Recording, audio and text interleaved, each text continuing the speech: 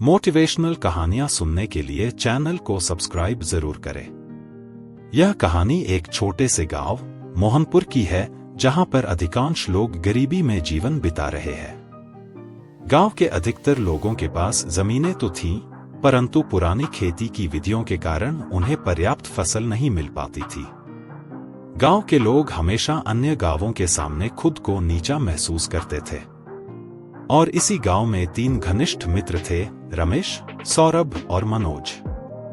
ये बचपन से ही एक साथ पढ़ाई की, साथ खेला, पर गरीबी ने उनके सपनों पर अंकुश लगा दिया। और जब भी वे कोई बड़ा सपना देखते, तो उनके रिश्तेदार उनका मजाक उड़ाते नहीं थकते और कहते, तुम लोग कभी अपनी औकात से बाहर नहीं जा सकते। और इन तानों ने धीरे धीरे उनके दिल में बहुत ठेस पहुंचाई, और साथ ही उनमें मेहनत की ज्वाला उत्पन्न हुई और अब वे कुछ बड़ा करने का सोचे। तो चलिए देखते तीनों मित्र मिलके अपने गांव को गरीबी से बाहर निकालते हैं या नहीं।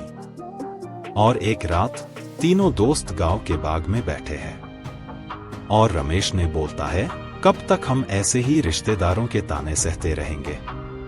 हम भी मेहनत कर सकते हैं और हमारी भी पहचान बन सकती है।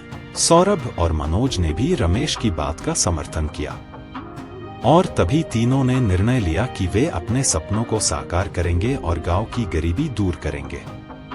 हालांकि यह निर्णय आसान नहीं था।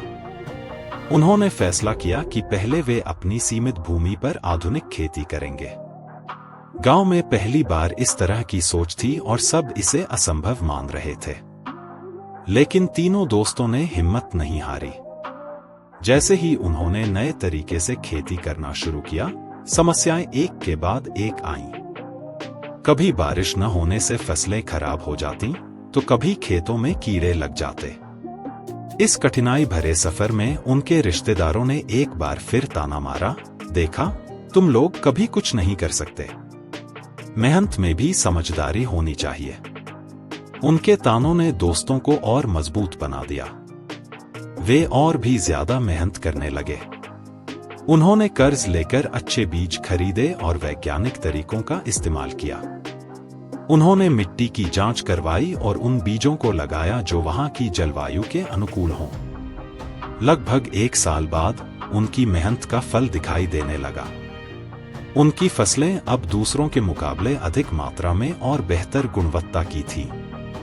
तीनों दोस्तों ने फसल को बाजार में बेचना शुरू किया और अच्छा मुनाफा कमाया। उनकी सफलता से गांव के अन्य लोग भी प्रेरित हुए। लोग उनके पास खेती के गुर सीखने आने लगे। अब रिश्तेदार जो ताने मारते थे, वही तारीफ करने लगे। वे कहते, तुम लोगों ने हमारी सोच को बदल दिया। हमें कभी नहीं लगा था कि कोई हमारे गांव में इस तरह की क्रांति ला सकता है। उनकी मेहनत और संघर्ष ने न सिर्फ उनकी जिंदगी को बदला, बल्कि पूरे गांव को नई राह दिखाई।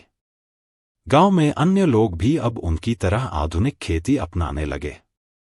धीरे धीरे गांव की आर्थिक स्थिति में सुधार हुआ। गांव के लोग अब आत्मनिर्भर बनने लगे थे और उन्हें किसी बाहरी सहायता की आवश्यकता नहीं रही। तीनों दोस्तों ने गांव में एक संगठन भी शुरू किया ताकि वे दूसरों को मदद कर सकें।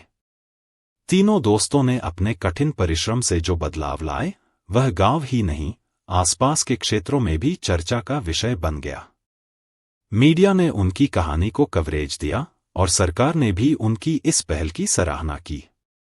अब वे लोग आर्थिक रूप से संपन्न हो गए थे और गांव का नाम ऊंचा कर चुके थे। उनके रिश्तेदार जो कभी ताने देते थे, अब उनके साथ सम्मान से पेश आते थे। उन्होंने तीनों से माफी मांगी और समझ गए कि किसी की काबिलियत को उसके हालात के आधार पर नहीं आंका जा सकता। रिश्तेदारों ने उन्हें गांव का गर्व मान लिया और उनकी सोच में बड़ा बदलाव आ गया। तीनों दोस्त अब गांव के लोगों के लिए प्रेरणा बन गए थे। उन्होंने साबित कर दिया कि चाहे कितनी भी मुश्किलें हों, अगर हिम्मत और संकल्प हो, तो इंसान कुछ भी कर सकता है। उन्होंने गांव के बच्चों के लिए एक स्कूल भी खोला ताकि कोई और बच्चा भी गरीबी के कारण अपने सपनों को छोड़ने पर मजबूर न हो।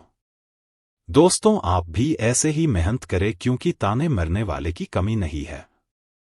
धन्यवाद।